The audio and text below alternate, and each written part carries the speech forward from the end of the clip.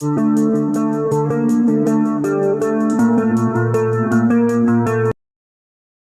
Sanders says Democrats have paid a political price for not listening to the working class Sen.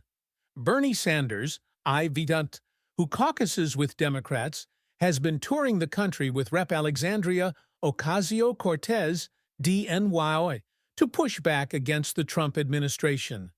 In an interview with Here and Now's Robin Young, he said Democrats need to put up candidates who can channel the anger of voters who are worried about recent moves by President Trump. I think support for this right-wing agenda, which is not only about authoritarianism and oligarchy, it is about a proposal which will give over, if passed, over $1 trillion in tax breaks to the top 1% and allow for massive cuts to Medicaid, nutrition, housing, and other programs, Sanders said. If you poll that, I would guess that 80 to 90% of the American people think that that is totally insane. So I think, in fact, in many ways, the Trump administration is now on the defensive with their tariff policies, which are going to raise prices. Now what we need are candidates and a political movement which stands clearly with the working class of this country. On concerns from Democrats that the party has moved too far to the left and needs to listen more. Bernie Sanders. Well, of course the party needs to listen more. There's a lot to be proud of.